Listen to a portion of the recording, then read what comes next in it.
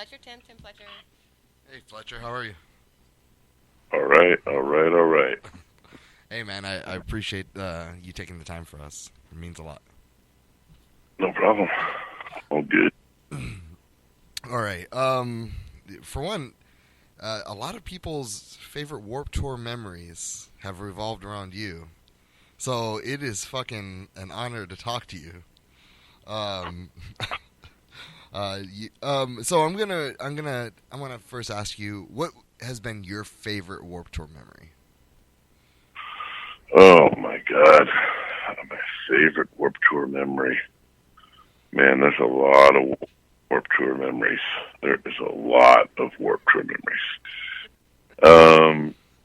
I don't know. I mean, so many good memories. But one of my favorite stories was Kevin used to like round everybody up on days off and try to come up with an event for all the bands and crews, that could just get together and do something fun. And I think we were like up in, I don't even know where we were. Maybe like the Rogue River or something in Montana. I couldn't even actually tell you. But he rented a couple jet boats, like the big jet boats that hold like 60 people each or something like that, and they go down the river. So packed everybody up on those things and went streaming down the river. Pretty scary, actually, pretty radical, jet boats on the river. And went to a barbecue spot like down the river, a big destination barbecue spot, and there was probably like 1,000 people there, like tourists, types that were there, I guess kind of like us for the most part.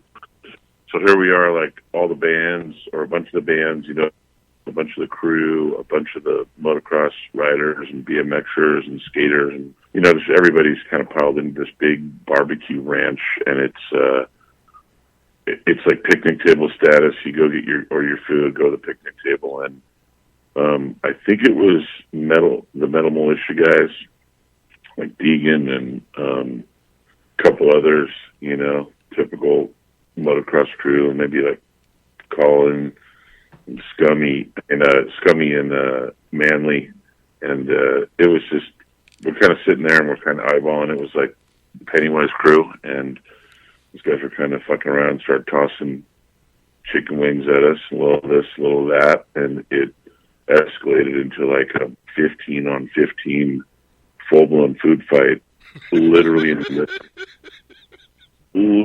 the middle of like, I'm talking like 500 families at like picnic tables in this huge like barn structure type thing, and it just went ballistic for about 5 minutes, and people were not happy at all. Like, I mean, it was.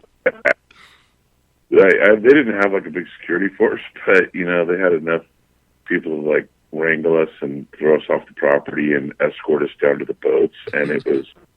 I mean, there was probably like 200 Warped Tour people there, and there was like 30 of us bad kids, and we all got kicked out. So the whole tour got escorted off the property, and it was pretty rough. Walk back. Oh, he was fucking fuming, and we had to get back on the pit, get back up the river. So we like ruined the day with a massive hardcore food fight that was like, we were like, all these innocent victims were getting fucking tagged with fried chicken and potatoes, and little kids getting blasted with potato salad. But the next day, I remember he had like all the motocross guys lined up in this little back area, and he was telling them they were fucking going home. Because Kevin was pretty hardcore. Like, if you fucked up, he'd send you home, or if you were a band that was out there doing shit that other people weren't into, you'd get sent home. So he was basically telling them, you guys are done. Like, that cost me a bunch of money, or I don't remember. It wasn't even really the money. It was just, you got in trouble. And I remember walking up and go, well, Kevin, if you send them home, then you got to send us home too. And he was like, what? And I was like, we got to go too, because we were as guilty as they were. So, take your pick. Pennywise is going home with them, or they're staying. And he's like, you motherfucker. And we...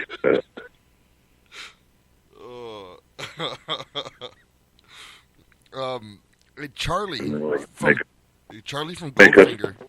Oh, go ahead. I'm sorry. No, I was just saying, yeah, he couldn't throw us up. Yeah. Stay. Go ahead. Charlie from Goldfinger. He said, "Hey, ask Fletcher about Kid Rock." Oh, the Kid Rock story, man. Oh, it's a rough one. What? That's a rough He was one. just laughing. He didn't tell me about it. I need, like, I'm super curious. Yeah, I don't know if it's a good one to be putting out there. All right, off the record. I don't think Kid Rock would have. Yeah, off the record. It was just Kid Rock was coming up, or he hadn't, and he apparently we weren't on the tour. I just came out to visit, and his management was pushing for him to get the sweet spot on the main stage, and trying to push bands like NOFX and Rancid off of their times, and trying to position Kid Rock in the best spot, which I guess is what a manager does, but not on the Warped Tour when you got bands that have been out there for 8 years doing it. The salt of the earth, the bands that were out there, and you don't go into the Warped Tour with an attitude acting like you're better than somebody else, basically. And Kevin and Daryl were telling me about it, and then the manager showed up on the bus, and I was like, "Who the fuck do you think you are?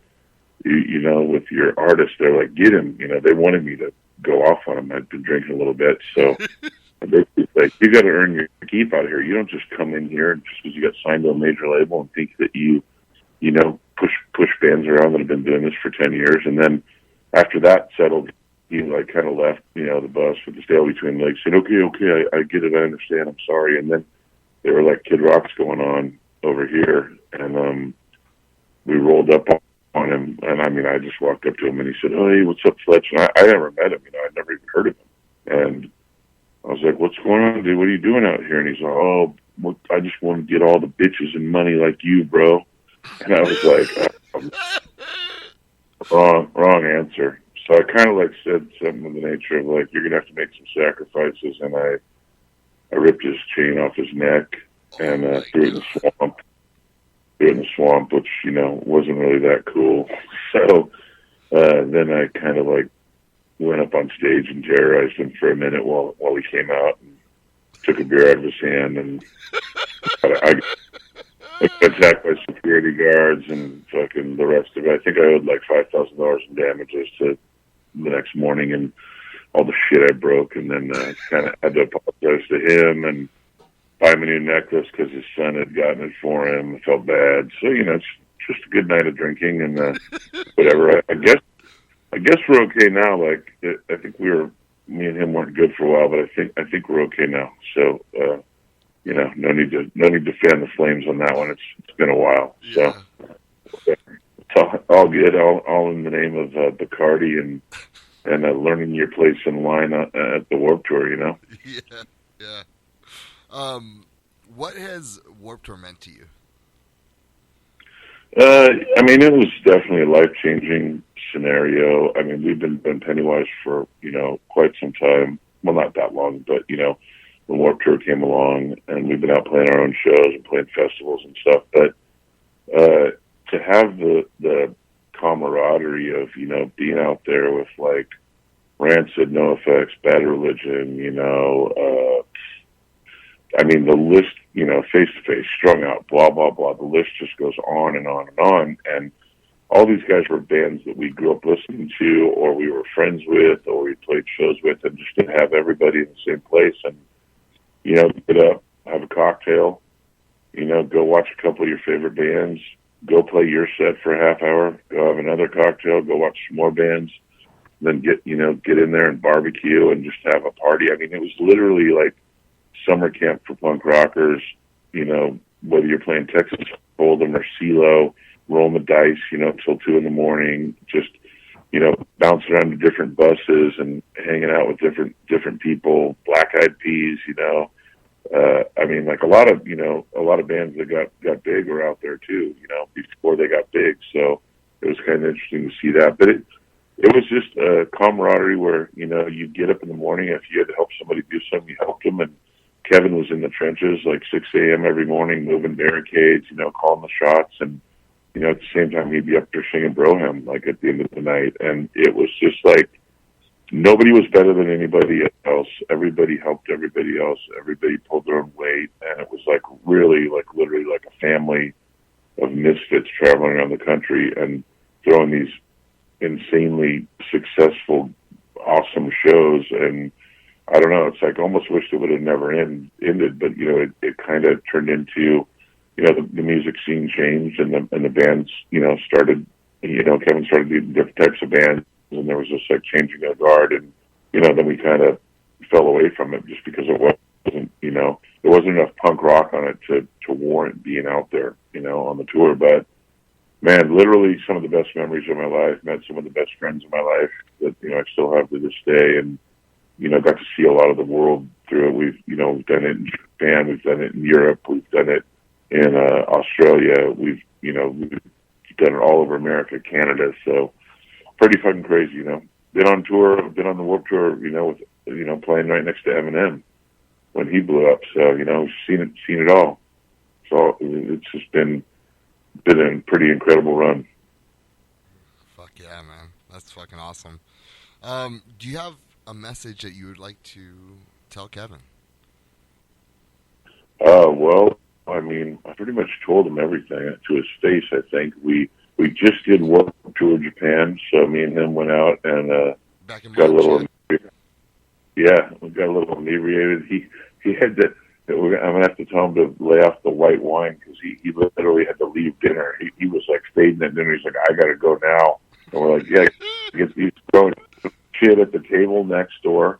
I mean, a grown adult, imagine that, throwing fucking food and grabbing food off their plate when they weren't off their barbecue when they weren't. Pretty awesome. I think, if I tell Kevin one thing, it's never going to grow up because I'm right in that same boat. And it's like, I think being in this business and being around people that think the way you do and the freedom that this music has afforded us in life, keeps us really young at heart. So it's good to see him out there and still enjoying, life. And he's always been the guy that has done it for the right reasons. I think, his heart is really 100% into it, and always wanted to help out young bands, and always willing to get his hands dirty. He's one of those guys that like doesn't just point fingers and tell people what to do. He gets in there and does it with them. And that's like mad respect for people that run that kind of program. And he's one of those guys I got nothing but respect and love, and he literally showed me some of the best summers of my fucking life. So, hopefully do this last one, and then maybe, in 5 years from now, maybe we'll ramp up another one and hit it again. You never know, It's the longest running tour in America and one of the most successful has ever been pulled off. So mad props to him for what he's done for a lot of people, Yeah. And the last thing is, do you have a super funny story that not many people might know of that you would like to share on the record? On the record, super funny story. It is, I guess. I mean, there's lots of those stories. Lots and lots. I mean, a lot of them have been told, but I mean, I guess there was one night in Panama City where, we were barbecuing, and, like we like 98 Mute, and the Deviants wound up being barbecue bands, the first couple of barbecue bands where we tow a barbecue and go buy $1,000 worth of meat and have these raging parties. And in Panama City, we were doing the daiquiri margarita thing, so we had a barbecue going and a couple blenders, and I guess I was cooking and making daiquiris, and everybody's welcome at the barbecue, but when a couple shitheads show up and start demanding shit, and they're not in a band, they're not on the crew, and they're not on the tour, they just roll up and act like they're just guys that are at the show, and act like we owe them a T-bone steak and a daiquiri, which we're happy to give out to whoever rolls up, hospitality first. But when you got guys that are acting like shitheads, then they might start drinking hot dog daiquiri. hamburger patties raw in there too. And maybe the second round of daiquiris that they were partaking in might have had hot dogs and a little bit of urine in it as well.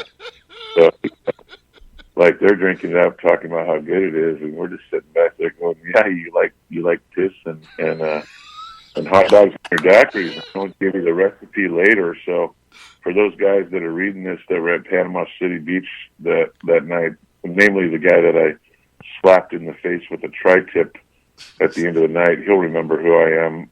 Yeah, those daiquiris you're drinking, they just didn't have, rum and strawberry daiquiri mix in them. They had some extra goodies for you. So now you know. Behave yourself. Show respect at the barbecue, or drink 3 people's urine. Take your pick. Fletcher, thank you so much, man. I really appreciate it. Awesome. All right. Cool. Bedtime over here. All right, here's Danielle. Hey. All right.